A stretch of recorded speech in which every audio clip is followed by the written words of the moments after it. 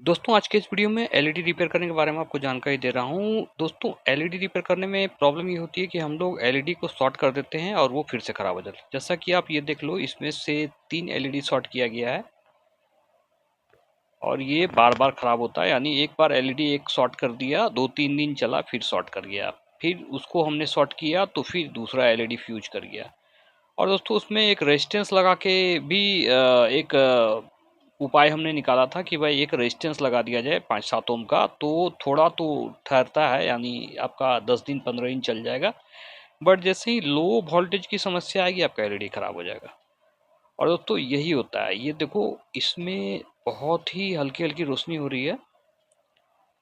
और ये देखो अभी मैं जब इसमें एक एलईडी शॉर्ट कर रहा हूँ तो फिर ये जल रहा है। बट अब अगर मैं इसे शॉर्ट करके फिर से सोल्डिंग करूँगा तो 2-3 मिनट भी जलना मुश्किल है, क्योंकि होता क्या है कि इसमें दोस्तों 90 से 105 वोल्ट तक आता है और उसी हिसाब से 10 एलईडी लगी रहती है। और 10 एलईडी का जो इनपुट वोल्टेज होता है वो लगभग 9-9 वोल्ट होता है, 90 वोल्ट होता है। और 10-15 वोल्ट ऊपर नीचे हो जाए तो एलईडी फ्यूज जल्दी नहीं करती है, क्योंकि नीचे से हीटसिंक भी लगा रहता है। बट अगर 2-3 या फिर एक भी एलईडी कम हो जाए तो समझ लो कि बाकी के जितने भी एलईडी हैं उस पर वोल्टेज ज़्यादा आता है और लोड बनता है और फिर वो एलईडी खराब होती है। ऐसा नहीं कि एलईडी गर्म होकर खराब होती है, हाई वोल्टेज के कारण उसका फिलामेंट झड़ता है। और दोस्तों इसका एक ही उपाय है कि हम पूरा सर्किट को चेंज करें। यदि एलईडी का सर्किट आपके पास अवेलेबल है तो आप खरीद के या फिर मार्केट से खरीद के भी ला सकते हो। और दोस्तों ये बहुत ही सस्ते में मिलता है भाई, आप इतना सस्ते में मिलता है कि आप सोच भी नहीं सकते हो। और समझ लो कि ये 10-15 रुपया में अवेलेबल है मार्केट में, या फिर उससे भी कम में। ये देखो ये एलईडी है, इसमें 10 एलईडी लगा हुआ है दोस्तों। यहाँ आप राइट साइड से देख लो, L1 L2 L3 L4 लिखा हुआ है। इस तरह के सबसे नीचे राइट साइड में आप देख लो L10 लिखा हुआ है, और इसमें सिस्का भी लिखा हुआ है। पता नहीं ये कौन सी कंपनी बना रही है, मैं तो ओपन मार्केट से ही खरीदा हूँ। तो इसमें लिखा तो है एक अच्छी ब्रांड की नाम, बट पता नहीं क्या है क्या नहीं है, तो उस पर ज़्यादा चर्चा नहीं करेंगे। और सबसे पहले हम इस एलईडी को इस प्लेट के ऊपर बैठाएंगे।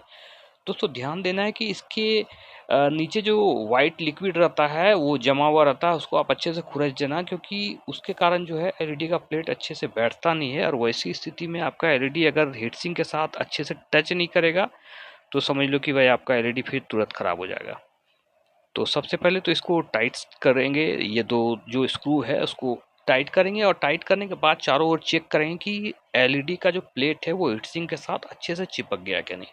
अगर कहीं उठा हुआ लगेगा तो फिर आप एलईडी का जो नट बोल्ट आपने कसा है उसे खोल लेना और फिर से ट्राई करना कि भाई वो अच्छे से हीटसिंक के साथ चिपक के रहे, यानी सटा हुआ रहे चारों ओर से। जरा भी फांक यदि रहेगा, यानी जरा सा भी यदि डिस्टेंस रहेगी, तो फिर वो एलईडी खराब होगा। और दोस्तों इसका प्लस वाला वायर पे प्लस डालना है और माइनस वाला पे माइनस डालना है। प्लस माइनस का निशान दोस्तों खासतौर से इसमें माइनस के लिए ब्लैक वायर रहता है और प्लस के लिए रेड वायर रहता है। कभी कभी क्या होता है कि वाइट वायर रहता है प्लस का और ब्लैक वायर रहता है। कभी होता है कि वाइट वायर रहता है प्लस के लिए और ब्लू या ग्रीन रहता है माइनस के लिए। इसका वायर जो है हमने सोल्डिंग किया था और ये देखो फिर तुरंत उखड़ गया है। ये समस्या होती है क्योंकि हीटसिंक रहने के कारण क्या होता है कि जब हम सोल्डिंग करते हैं तो सोल्डर आयरन की जो गर्मी होती है वो सीधे हीटसिंक पे चला जाता है और सोल्डर काम नहीं करता। बट यहाँ पे हम 65 वाट का सोल्डर ले रहे हैं और इससे सोल्डिंग कर रहे हैं।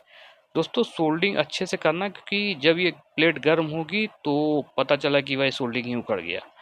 तो दोस्तों इसमें कोई भी प्रॉब्लम नहीं थी सर्किट में, ड्राइवर सर्किट इसका अच्छा था, और बस हम इसका जो है ऊपर का प्लेट चेंज कर दिए और ये जलना शुरू हो गया और काफ़ी अच्छा मतलब लाइट देता है। वैसे भी ड्राइवर वाला जो सर्किट होता है वो बहुत अच्छा लाइट देता है डीओबी की अपेक्षा, क्योंकि डीओबी में लाइट कम होता है, एलईडी उसमें ज़्यादा होती है।